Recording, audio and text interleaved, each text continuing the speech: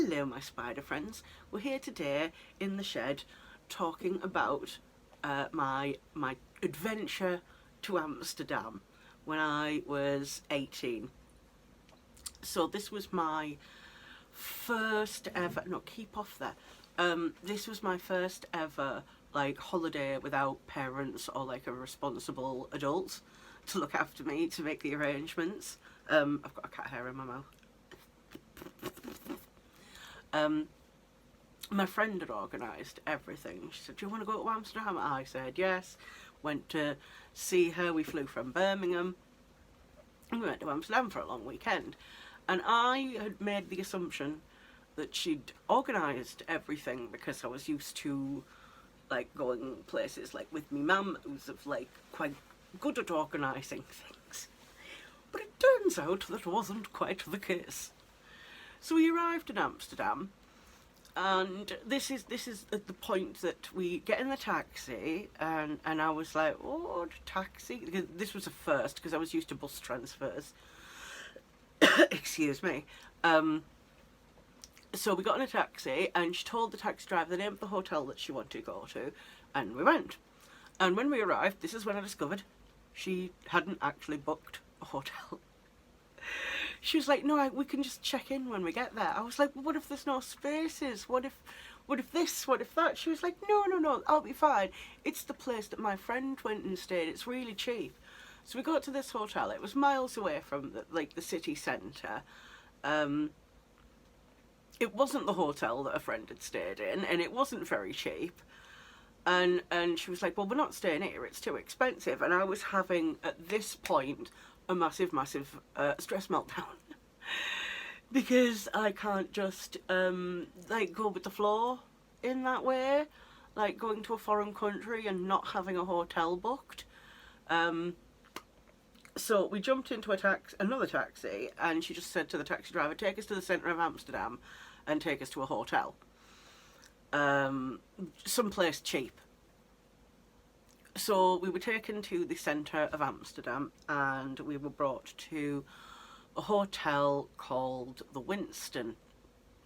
And that we got out and we went into the hotel, and I should have known really at the point that we went in and we said, like, we need to book a room for 3 nights, and they said 3 whole nights. It should have been a hint. So we made our booking. Luckily they had rooms. They said, it's a decorated room. Do you mind if it's decorated? And we were like, no. Why would we mind? It's like, if it's got like pictures of horses and lampshades and stuff, why would we mind? We'll take the room. They went, do you not want to see it first? We were like, no, just give us the room key, it's fine. So we went up to the room and we opened the door and the room was painted brown on 3 out of 4 walls. The 4th wall was covered in like plaster and metal bars going up and down from like floor to ceiling, like a prison. And against the wall was like the 6-foot tall plaster cast of a naked man with an erection. It was like this big, and the beds were covered in like beige leather. And we just sort of stood in the doorway for a good 5 minutes, not knowing how to react to this. Like, we went through a whole range of emotions. We went through like laughter and like shock and many other things, and like the whole time we were staying there, occasionally we'd just hear like a door up, and then we'd hear a lot of laughter, and then we'd be like, oh, so the news has checked in, because apparently in Amsterdam this is what a decorated room means. And apparently every room in this hotel in the Winston was completely different. Like, there was like a disco ball room and like a medievally type room, like they were all on different themes, and they rented rooms by the hour, because we didn't discover until like we checked in and put our bags in everything that we were actually on the very edge of the red light district, We weren't actually in the centre. The whole time we were there, we never saw any like girls in windows or anything like that. But we were on the edge of the red light district. So we put our things away. We were like, right, okay, we're in Amsterdam. We've got our room now. Things have been sorted. I'm starting to calm down. We're like, right, let's go to a cafe, because that's why we're here really in Amsterdam, to go to the Amsterdam cafes. So we have a little walk down the street. There's like every other place is a cannabis cafe, and we chose one that was relatively close-ish. Like, we're talking about 300 yards from the hotel. And we went in, and we both were like, well, we'll be fine with this because we are experienced in this. And we just took a look at the menu, and what we bought was like a pre-rolled joint. And what we didn't know, because nobody told us, is that the menus in an Amsterdam cafe are listed strongest to weakest. So we just picked the top one, not knowing this. So we sat down, we sparked up, we started like, we'd gotten some drinks, and we started like, you know, passing it back and forth. And no word of a lie, we're talking like, we had only smoked this much of a joint this big. And I just said to my friend, like, I can't do anymore. And she was like, I'm so glad you said that, because I can't do anymore either. So we sort of like stubbed it, and we were so stoned. We had to support each other, walking like the 300 yards back to the hotel. It took us quite a long time, and we were like holding each other up as we went, and we had to go to sleep for like 3 hours because we were so wrecked. And we at that point decided we were never buying a pre-rolled again. It was way too strong. So after we'd had like a 3-hour nap, we decided to venture out again. This time we did buy more cannabis, but we bought a bag. And the way that the cafes operated then, I'm pretty sure they don't do the same now, particularly since the smoking ban is in like Europe and stuff, but I digress. So what they used to have was like these like little domes on the tables that were full of like rolling papers, and if you'd bought some weed, they'd just bring up this gigantic barrel from behind the bar and like pull the lid off and like give you a handful of tobacco to make like joints with. So that's what we did instead, is we bought a little bag of weed, and that lasted us the entire trip. We were only using the tiniest amount, and we were completely wrecked off of it. It was so pure. So we'd gone to a cafe, then we were like, right, we're hungry, we're going to go to a pizza place, because there was one very close by, and it's a place where you could like buy it by the slice, very American. So we bought a couple of slices of pizza, and we were sitting down and we were eating, and these guys came over and they started harassing us. And one of them stole like my friend's pizza from her, and like, I was 18, these guys were like in their late 20s, early 30s. There was a group of them, and it was just like me and my friend. We felt really intimidated by them. Not to mention the fact that when we were walking down the street, there are guys just standing there going like, ecstasy, cocaine, sex pills, drugs, and that was a little bit of a shock. And one guy had like accosted my friend, and he'd like put his arm around her, and he was like, you and me, we have sex pills, we'll go have lots of sex. And we were a little bit terrified, not going to lie. So these guys in the pizza shop were harassing us, and I was like, I know that accent that you're speaking in. And it turned out that they were from Acklam, which is like less than 3 miles from where I live. It's the next town. We are connected by a bridge.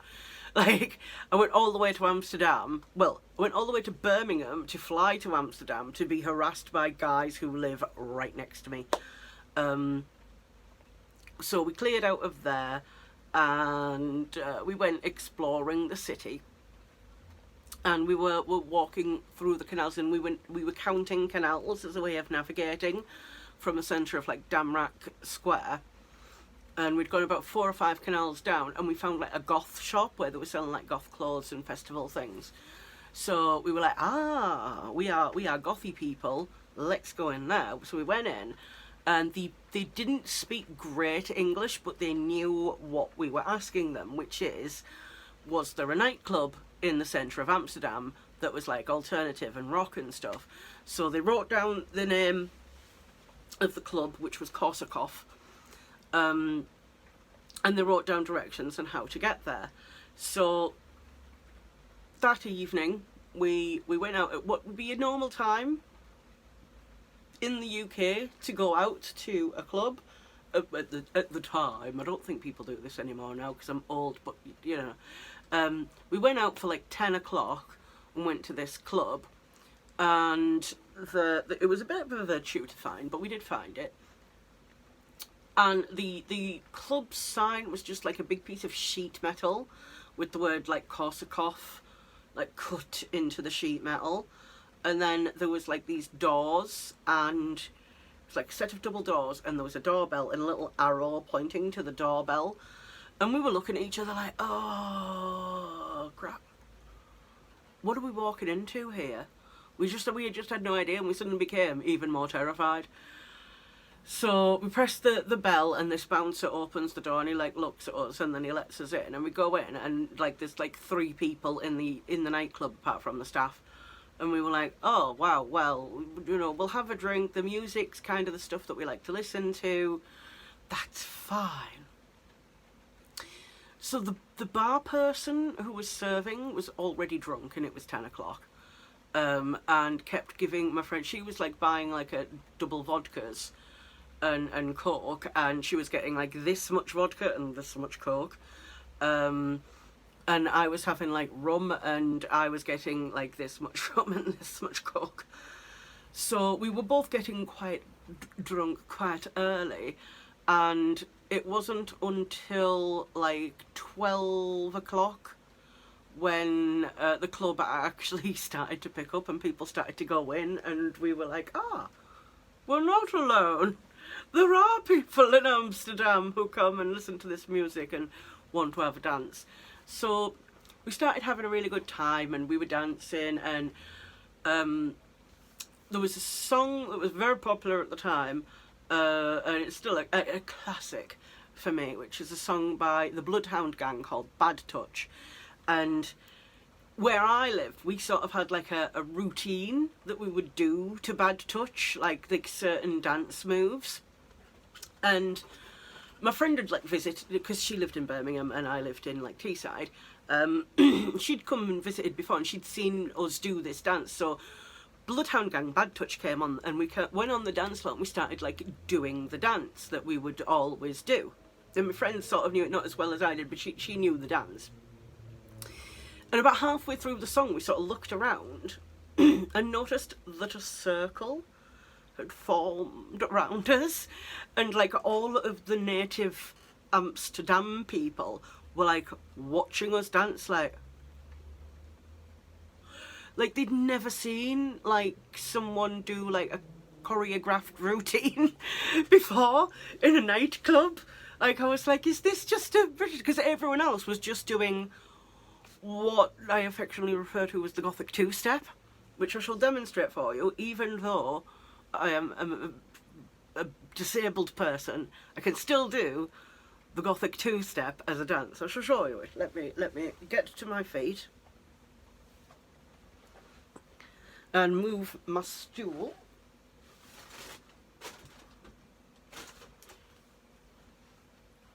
So this is the Gothic two-step. It's step, step, step, step. Step, step, step, step. That's it. Like, it's not a sophisticated dance. Some people throw in arm movements. Oh no! to my camera. Some people throwing our movements into the Gothic two-step. Oh, this isn't straight.